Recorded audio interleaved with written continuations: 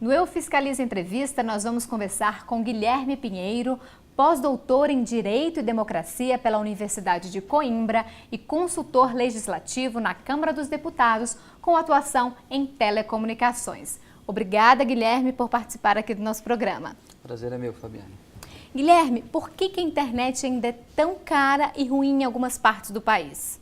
Em primeiro lugar, a gente tem que falar que a infraestrutura de telecomunicações no Brasil, comparada com outras infraestruturas, existe um estudo da CNI sobre isso, ela é a melhor infraestrutura, é melhor do que a infraestrutura portuária, aeroportuária, rodoviária, ferroviária.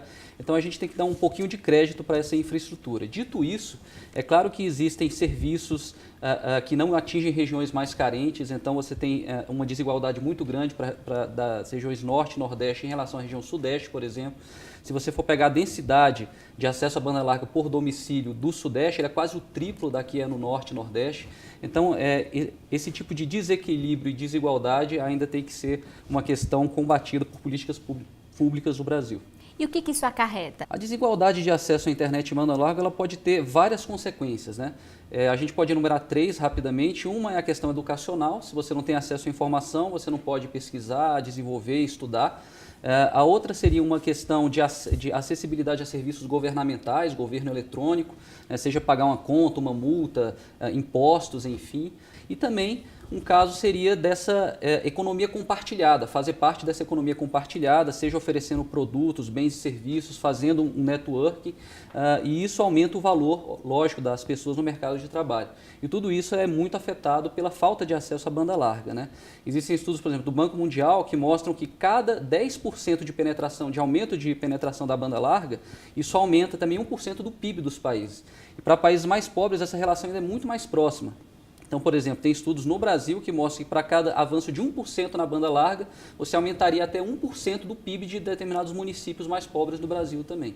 E como é que a gente pode mudar essa realidade? Na minha opinião, existe um tripé.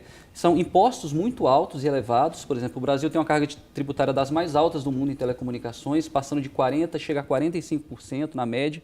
Um outro eu diria que é a burocracia para a instalação da própria infraestrutura, cada município com uma regra específica, regras ambientais municipais específicas, isso gera um custo para as empresas conseguirem conciliar isso e instalarem antenas, estações radiobase e toda essa infraestrutura.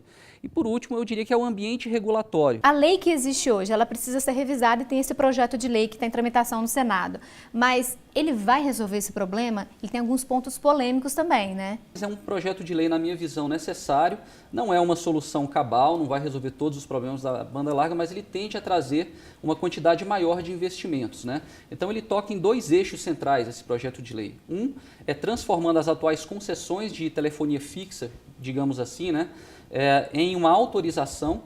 Isso significa que esses serviços vão ser muito menos regulados, com muito menos custo para as empresas. E esse bônus que as empresas vão ganhar dessa migração, dessa adaptação da concessão para a autorização, vai se reverter em investimentos de infraestrutura de acordo com diretrizes dadas pela Anatel.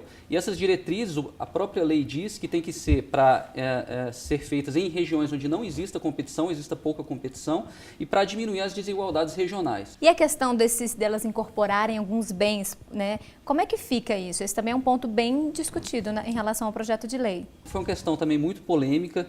Saiu na mídia falando que as empresas iriam receber um patrimônio público da ordem de até 100 bilhões de reais. A gente não tem ainda uma avaliação cabal ao final de qual seria o valor desses bens reversíveis. O projeto de lei entende que esses bens reversíveis seriam apenas aqueles essenciais e efetivamente utilizados para o serviço de telefonia fixa. A lei que existe hoje, ela já está defasada, digamos assim?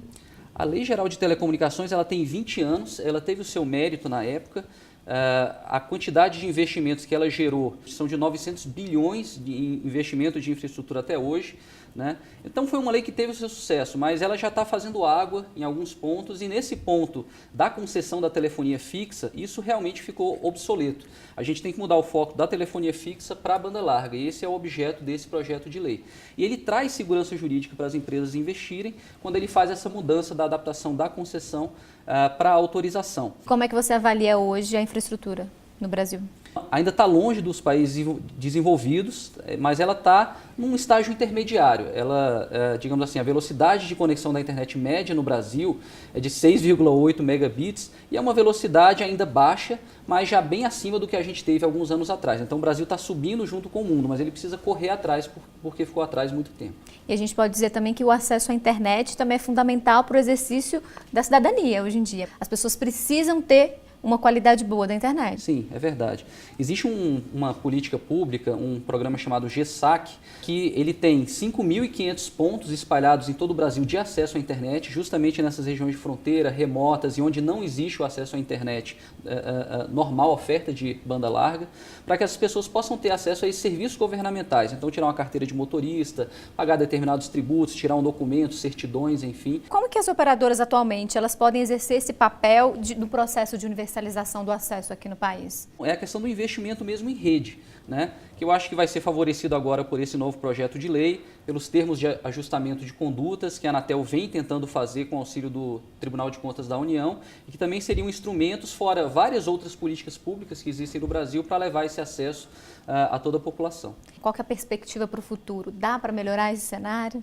O Brasil tem algumas políticas públicas muito importantes. Do ponto de vista de políticas públicas, a gente tem o programa Internet para Todos, que vai utilizar agora o satélite do SGDC, é um satélite geoestacionário da Defesa e Comunicação, que pode atingir um público até de 53 milhões de habitantes em regiões de fronteiras, remotas, no interior. Tá? Então você já tem mais de 2.400 municípios cadastrados junto ao Ministério da Ciência e Tecnologia para ter acesso à banda larga via esse satélite e esses municípios se comprometem então a construir a infraestrutura, receber o sinal do satélite e distribuir na área do município, né? Então isso é uma coisa que eu acho que tende a auxiliar nessa universalização do acesso à banda larga no Brasil. Guilherme, muito obrigada pela sua participação que nos ajudou a entender um pouquinho mais sobre o assunto. Muito obrigado, espero poder ter ajudado.